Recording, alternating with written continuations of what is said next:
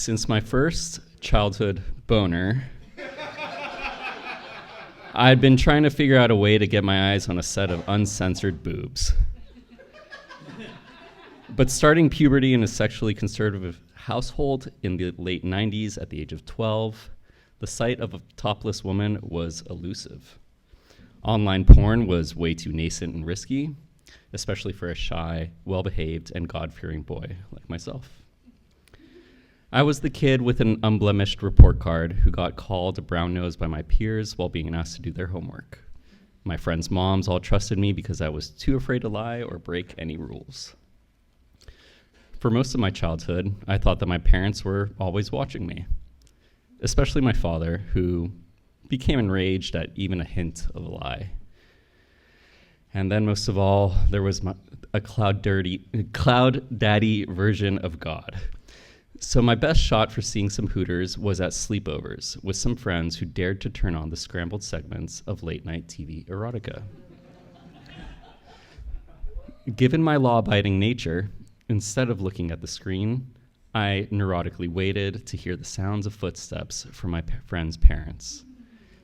And when I did watch, my odds of correctly guessing that I was seeing a second of a knocker on the Name That Body Part game was just as likely as a butt cheek or elbow or ball sack. That was after patiently getting through a scene listening to a plumber determined to lay some pipe or a delivery boy showing up with a special sausage pizza. For some continuous color cleavage, the best I could do was watch an R-rated movie with my parents that featured a sex scene. For example, there was the time I joined them on a date to the movies to see Shakespeare in Love. Squirming in my seat, I sneaked in a shot of a topless Gwyneth Paltrow between the spaces of my fingers covering my flushing face. But my luck for seeing some cans was about to change. Just before heading to middle school, my parents booked me a trip to Toronto to visit my far-savvy scientist uncle, Shia. Soft-spoken yet punchy, Shia was always cracking jokes and never missed a moment to tease me. From as early as I remember, Shia would tell me about his collection of magazines filled with topless women, the twins on full display. That was a major step up from my mom's latest Victoria's Secret catalog. The point of the trip, my parents told me, was to visit Shia's lab at the hospital and see if research piqued my interest, enough to be considered for a career down the line. However, from the second I left my parents at the airport gate, my mind shifted to one thing and just one thing only: a sea of uncensored boobs. For the roughly 5-hour flight, I mulled over how to ask Shia if I could see a pair, but I never really had to ask my uncle anything. The first time I used the bathroom in Shia's apartment, I found an organized pile of magazines next to the sink. Eagerly, I picked up the one sitting on top. Sports Illustrated? Undoubtedly a classic, but it wasn't even a swimsuit edition. So I swapped it out with the next one in the pile and the next one until I picked up one that read Playboy. Jackpot. The world melted around me, bell towers rang, horns triumphantly sounded, heavenly voices sang, fireworks erupted. That grand moment had finally come. All I had to do was flip open the magazine. So I double-checked the lock on the door and proceeded to take the longest fake shit of my life. I shuffled through pages, etching a cornucopia of tits into my memory, and after who knows how long, I heard my name being called with growing intensity. Shia was calling out for me, saying that my parents were on the line, waiting to speak with me. My uncle's stack of Playboys was not the kind of sightseeing or career-related information I was supposed to be able to report back home, so clumsily, I reassembled the pile of magazines. Then I opened the faucet, patted my face with some cold water, pleading for my heart-on to go away. My mind raced to take the wind out of my erection at full mast.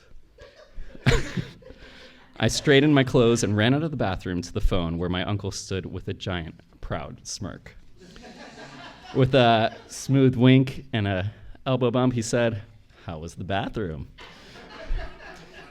Shaking, I grabbed the corded phone, a sweat growing on my forehead. Somehow I navigated the call, recounting going to Shia's lab. There, he had drawn blood from his arm, placing a few red drops onto a slide to be examined under a microscope. But that was not the most memorable moment of the trip. That trophy goes to when, at the end of the trip, my uncle dropped me off at the airport for my flight home. Before hugging me to say goodbye, he turned around, unzipped my backpack, and slid in a package. My fingers were crossed that I had just scored my own first Playboys. But I was scared that the x-ray machines would see right through me and my bag. Nervously, once through security, I rushed into the nearest restroom with my heart shooting into my throat. I hurried into a stall, opened my backpack, and retrieved the large envelope. Filled with anticipation, I pulled out some magazines. The first one had those big block letters, recognizing it with a crisp Playboy. A second one followed in the same suit. But there was a third one with a slightly different header. Penthouse. According to my fellow soon-to-be middle schoolers, Penthouse had the real good stuff. But I didn't have a clue what the real good stuff was.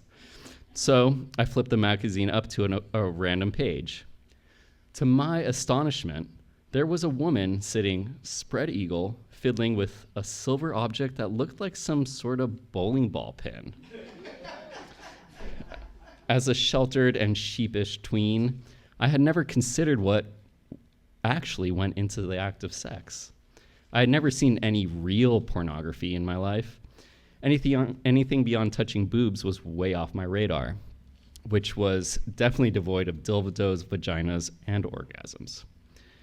I tried flipping through the next few pages, but my mind started towards a meltdown. Is this what real porn was? What in the world was this woman doing? I was so overwhelmed by the transition away from tasteful nudes that I started to panic. Startled, I began shredding the pages of the Penthouse magazine like some sort of confidential document that needed to be destroyed, flushing the remnants down the toilet. When the alarm of potentially clogging the toilet washed over me, I ran out of the stall to the trash can by the restroom entrance and then shoved my hand into the garbage to bury the rest of the magazine. At that moment, it hit me that I had no clue what went into sex. In fact, I was pretty terrified of it. Would I be any good at sex?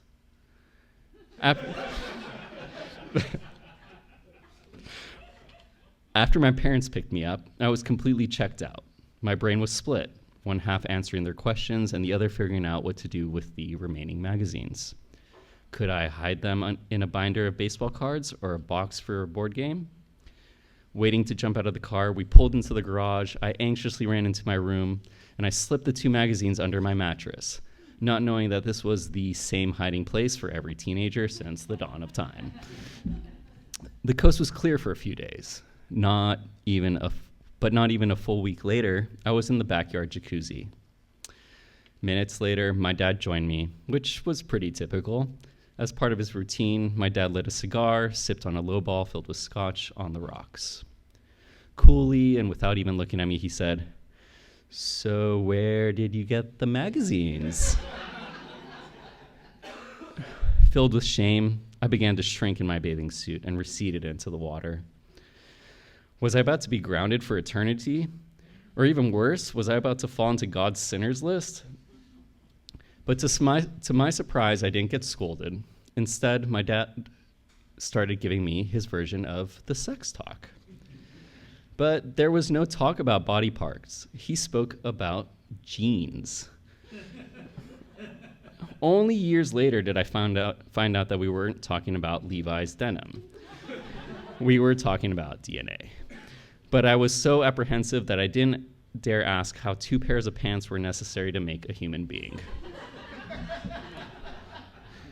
At the end of his genetics lecture, I gathered the courage to say I was headed for the shower. Once inside the house, I raced to my room, wondering if my parents had confiscated the Playboys. But the 2 magazines were there, sitting on my bed. Stunned, I thought to myself, man, was this a guilt-tripping move by my parents to keep me looking over my shoulder for divine punishment? I was torn between keeping the magazines and tossing them out. I thought it would be great sleepover material. I'd finally be in the lead of the porn arms race amongst my friends. But the Playboys didn't end up carrying much clout for long.